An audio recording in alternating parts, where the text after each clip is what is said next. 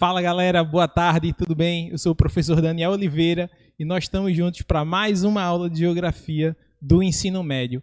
Hoje nós vamos responder as questões do segundo desafio Educa-PE. E lembra, viu? O prazo de resolução das provas foi prorrogado, tá? Até o próximo dia 20, então você ainda tem um tempinho, caso ainda não tenha conseguido responder a avaliação. Então vai lá e lembra, você tem 5 chances, tá? Para poder responder a essas provas. Vamos iniciar a nossa resolução de questão falando um pouquinho sobre os meios de comunicação e transporte na integração do Brasil com o mundo. Gente, vê só, falar sobre meios de comunicação e transporte no Brasil, ele se apresenta para a gente como um elemento extremamente relevante, levando em consideração a dimensão territorial que o nosso país apresenta. Então, o Brasil é um país de proporções continentais. Isso faz com que o desenvolvimento das nossas infraestruturas, com que o acesso a bens e serviços passe diretamente sobre a relação dos meios de comunicação e da integração a partir dos sistemas de transporte no Brasil. Então, esses elementos precisam ser identificados. E aí, dentro das nossas questões, a nossa primeira alternativa fala sobre isso. E ela diz o seguinte: sobre os diferentes tipos e usos dos transportes no Brasil e no mundo, considere as afirmações a seguir. Item 1. Recomendado para distâncias menores, porém com custos mais elevados, a vantagem está em transportar o produto do início ao fim, ou seja, retirá-lo do seu local de produção e entregá-lo ao seu destino final, sem a necessidade de outros meios de transporte. Bem, esse modelo de transporte que está sendo citado aí representa para a gente o modelo rodoviário. É o grande modelo utilizado dentro do segmento do comércio nacional, tá? E também é utilizado em larga escala no mundo. Ele tem alguns problemas por conta da viabilidade do tempo de deslocamento que os produtos precisam ter para chegarem de uma região a outra, mas ele apresenta essa possibilidade de você ter a utilização do produto do início ao fim do seu percurso. Então, o item 1 representa para a gente o modelo rodoviário. No item 2, bora lá. Utilizado para grandes distâncias, envolvendo principalmente o deslocamento de pessoas e mercadorias de custo e lucro mais elevado. Apresenta um elevado custo, porém uma velocidade maior. Esse modelo esse modelo de transporte que está sendo representado, ele difere do rodoviário. E aí a gente já tem a utilização do chamado modelo aéreo. Então aqui os aviões são utilizados como um processo de transporte para se levar o produto de um lugar a outro. Apresenta uma velocidade maior, consequentemente, apresenta também um elevado custo dentro do segmento produtivo, o que acaba implicando diretamente no preço final do produto. Então, item 1, rodoviário, e item 2, aéreo. Vamos dar uma olhadinha no item 3. No item 3 ele diz o seguinte: recomendado para países de grande extensão territorial, apresentando altos custos em sua estrutura e baixos custos em sua manutenção. Transporta pessoas e mercadorias consumindo uma grande quantidade de energia, uma quantidade de energia relativamente pequena. Esse modelo de transporte que está sendo adotado aí é o modelo ferroviário. Por que esse modelo ferroviário? No Brasil, a gente não tem uma larga utilização desse modelo. Boa parte do nosso modal está associado à atuação das ferrovias. Então, o nosso sistema é um sistema, das rodovias, é um sistema rodoviário. Esse modelo de sistema ferroviário nós vamos encontrar em grande utilização dentro do Parque Industrial Europeu, por exemplo. Boa parte da atividade produtiva é escoada a partir das linhas férreas que são destinadas aos navios e de lá seguem para exportação ao redor do mundo. Então, a nossa alternativa aí, quando ele fala as proposições acima representam respectivamente as descrições dos transportes rodoviário, aéreo e ferroviário. Então, a nossa alternativa é a letra E, tá? Na nossa segunda questão, a gente também vai falar sobre transporte público no Brasil. Então, vamos dar uma olhadinha aqui? O transporte público no Brasil sempre foi alvo de muitas reclamações ao longo do tempo. Na maioria das vezes, queixas referem-se ao fato de os veículos estarem sempre lotados, as condições ruins dos carros e a baixa qualidade dos serviços prestados. A intensificação da população com o transporte, a insatisfação da população com o transporte coletivo nas cidades brasileiras, no entanto, não é uma questão recente. Pesquisas realizadas pelo Instituto de Pesquisa Econômica Aplicada, o IPEA, em 2011 e 2012, revelam um quadro negativo com avaliações classificadas como péssimas ou ruins, ultrapassando os 60%. E aí, na questão, ele diz o seguinte: assinale a alternativa que indica um dos principais elementos responsáveis pelos problemas de transporte público no Brasil. Vê só, na letra A, ele traz o seguinte: a ausência de veículos particulares para a população. Esse é justamente um dos problemas para o nosso segmento do transporte público. A grande utilização de veículos particulares no nosso modal de deslocamento. Então, quanto mais veículo privado nós encontramos na rua, pior é a mobilidade dentro das áreas urbanas. Então, quando a gente pensa sobre esse questionamento, né, a gente acaba percebendo, por exemplo, que a cidade do Recife tem hoje um dos piores trânsitos do Brasil. Na alternativa B, ele diz o seguinte: o crescimento das cidades menor que o campo. Bem, as cidades elas crescem numa velocidade muito maior que a do campo. Então, por si só, essa alternativa B estaria errada. Na alternativa C, ele fala barateamento das passagens, elevando a procura e diminuindo os serviços. Não, se a gente tivesse aí um processo de barateamento das passagens, a gente não teria uma redução do serviço. Muito pelo contrário, nós teríamos aí a ampliação da utilização. É muito fácil, né, a gente identificar isso quando nós paramos para pensar, por exemplo, sobre o custo do transporte aéreo no Brasil. Há alguns anos, né, há cerca de 5, 6 anos atrás, nós tínhamos um valor menor no preço pago nas passagens do transporte aéreo. Isso fez com que nós tivéssemos, nesse momento, um pico de utilização desse segmento, dessa linha de transporte. Atualmente, né, por conta das grandes crises que nós estamos vivenciando, esse custo do transporte aéreo no Brasil ele se eleva. Consequentemente, nós temos a redução da oferta e da utilização desse serviço.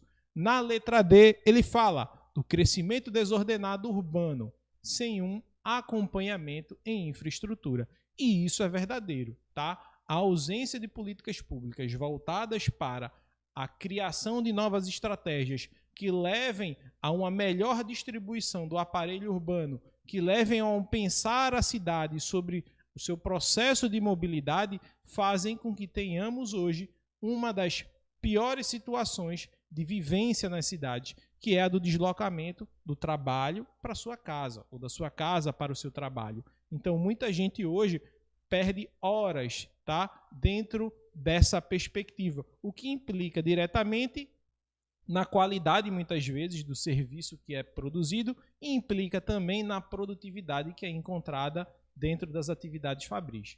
Na letra E, ele diz a federalização do transporte coletivo pela Constituição de 88. Isso não acontece, tá? A gente não tem uma federalização do transporte coletivo.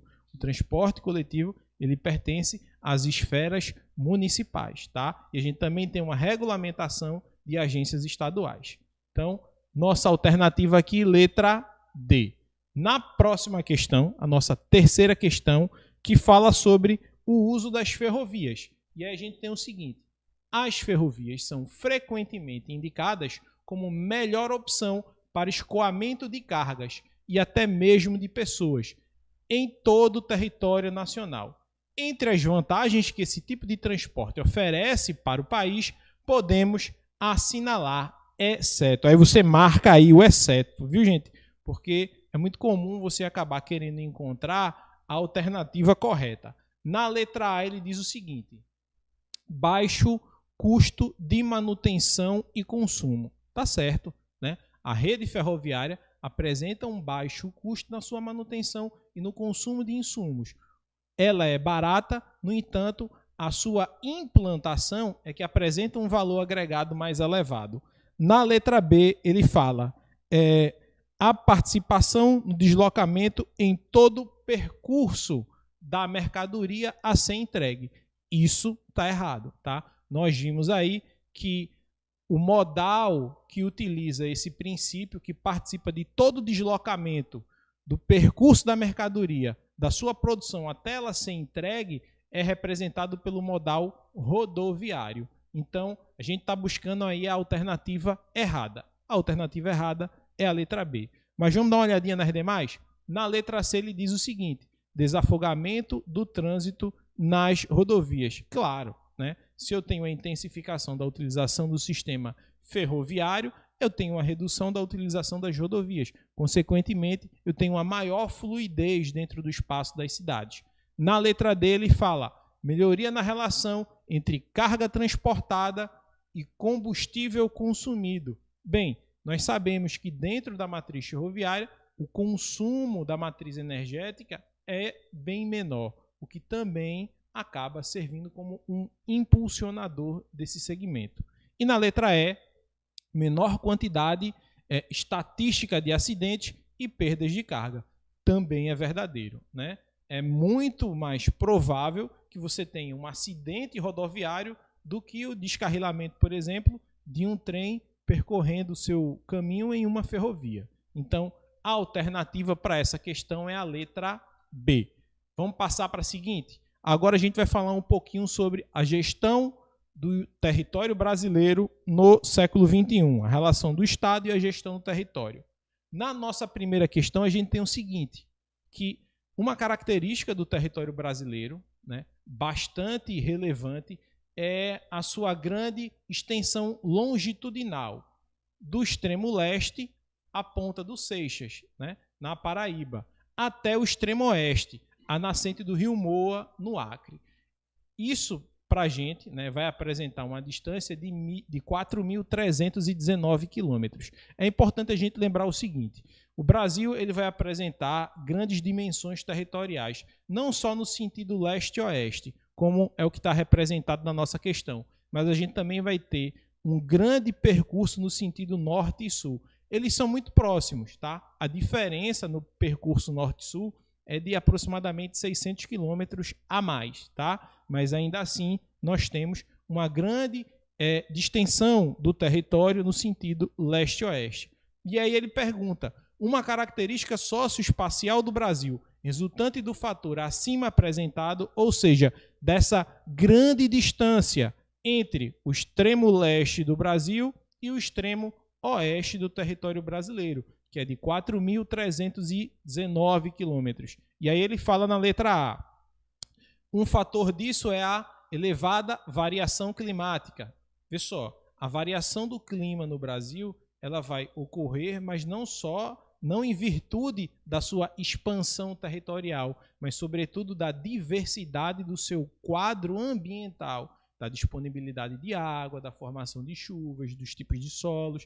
Então, existem vários fatores climáticos e elementos climáticos que condicionam isso, tá? Essa expansão só não é resultante disso.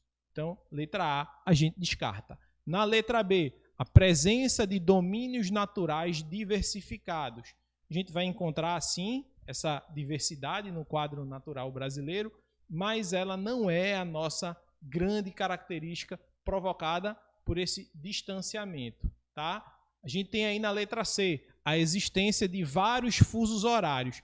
Aí sim, nós temos um elemento que é característica dessa grande dimensão da territorialidade do Brasil.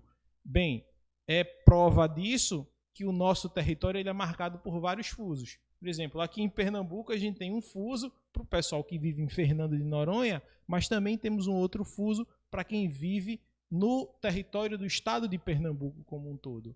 Aí, quando a gente vai migrando e vai caminhando mais a oeste, nós vamos percebendo um outro fuso que domina a região do centro-oeste brasileiro e, no extremo norte do Brasil, um outro fuso horário. Então, isso implica na mudança do quadro de horários ao longo do território brasileiro, nesse sentido, leste, oeste, tá? Então a nossa resposta para a primeira questão, alternativa letra C. Na letra D, ele fala sobre uma acentuada unidade topográfica. Acentuada unidade topográfica dá a ideia de que a dimensão, a altura desse relevo é sempre uniforme, o que não ocorre, né? A gente tem uma grande variação dessa dimensão ao longo do nosso território. E na letra E, ele fala sobre a facilidade para o deslocamento rodoviário, e isso não existe. Por quê? Nós vamos encontrar grandes cadeias, né, de planaltos que vão estar se apresentando ao longo desse ciclo de deslocamento. Então, as terras a oeste, elas têm tendências de serem mais elevadas do que as outras, tá? E aí, nossa resposta, letra C. Na nossa segunda questão, ela fala sobre a interiorização do povoamento, né, no ciclo brasileiro. Então, a interiorização do povoamento do Brasil foi devida, de um lado, à mineração e, de outro lado, à criação de gado nas fazendas. A exploração dos diamantes e do ouro foi responsável pela existência de inúmeros núcleos de vida urbanos no interior dos estados de Minas Gerais, Bahia, Goiás e Mato Grosso. 3 áreas principais de criação de gado despontavam nos albores do século XIX, os sertões do norte e do nordeste, que abasteciam a zona agrícola do litoral, a zona de mineração de Minas Gerais, que contava com melhores condições técnicas, e os campos do sul, que serviam à produção de couro e de charque. Então, com base nas informações do texto e nos conhecimentos que nós temos sobre a formação econômica do espaço nacional, identifique as afirmativas a seguir como verdadeiras e falsas. A nossa primeira afirmativa, né, diz o seguinte: a expansão das fronteiras terrestres em direção ao oeste culminou com a ampliação do território do Brasil. Ela foi responsável pela dinâmica econômica acima descrita? Não, tá? O processo de formação das dinâmicas econômicas no território brasileiro obedece um grau de temporalidade.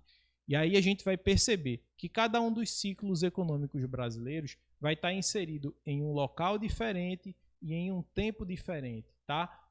A gente vai ter aí raras exceções em que um vai existir de maneira concomitante ao outro e que vai acabar se auxiliando, apresentando aí alguma integração. Então, nosso primeiro item, a alternativa ela é falsa.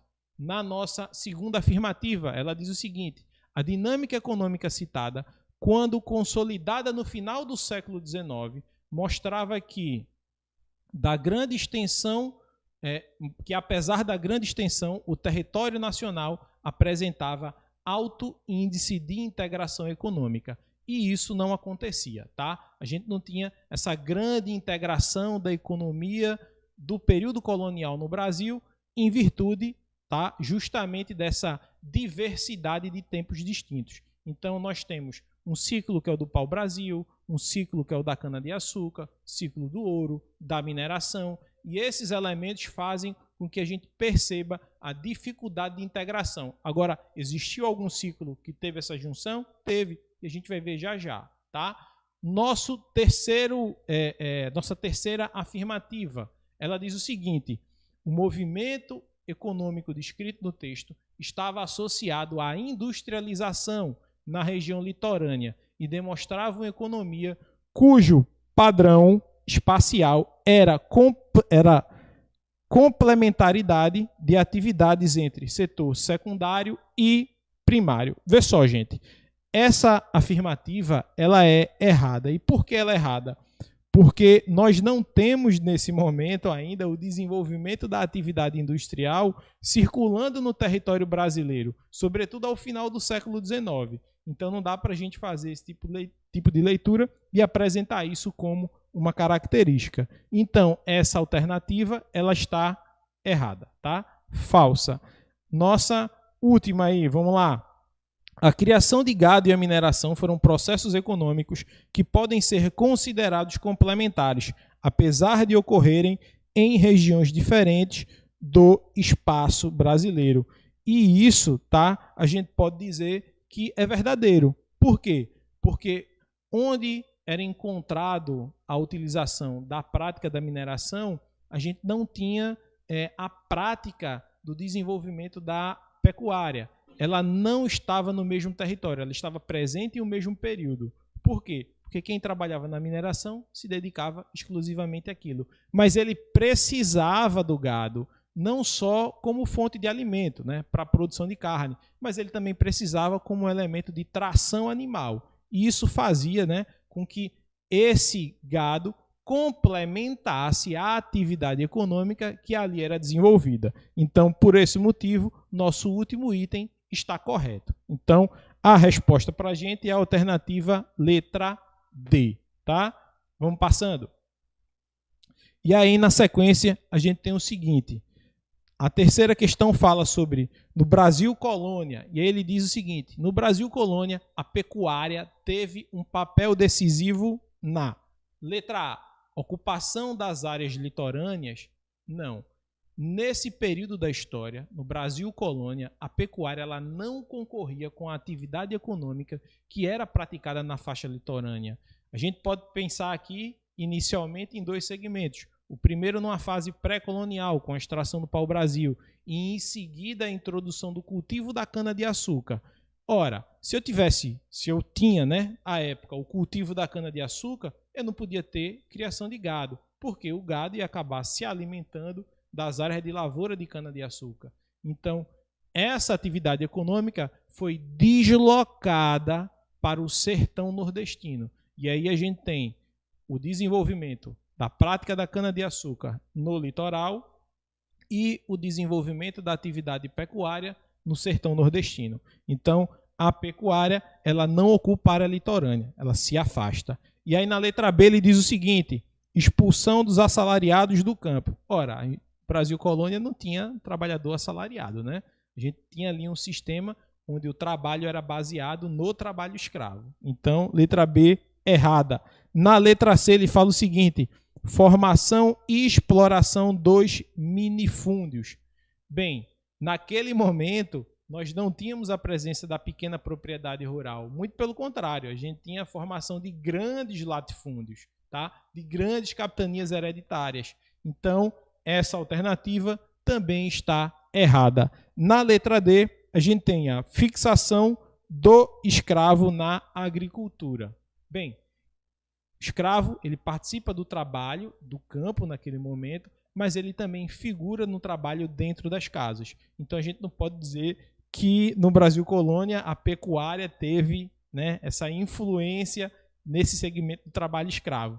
E aí a gente passa para a nossa última alternativa, que é a expansão para o interior. Então, o ciclo do gado, tá? Essa expansão da atividade do gado, ela vai proporcionar a interiorização do território brasileiro. Então, a gente começa a ter aí a utilização de novas áreas do Brasil, né? A ocupação de novas áreas e a exploração dessas áreas a partir dessa atividade econômica. Então, o gado ele é muito importante nisso. E como é que isso era utilizado? Como é que isso era feito? Era feito a partir da atuação dos rios, que eram utilizados como caminhos, tá? De deslocamento do gado para as áreas do interior. Então, nossa alternativa para a terceira questão, letra E. E aí, a gente passa para falar um pouquinho sobre desigualdades econômicas e regionais. Falando nisso, nós temos a nossa primeira questão, que diz o seguinte: o Brasil é um país subdesenvolvido e que ainda possui uma significativa quantidade de pessoas vivendo abaixo da linha da pobreza. Gente, nossa aula acabou, o tempo foi curtinho, mas a resposta para essa alternativa é letra C. Obrigado, viu? Um abraço.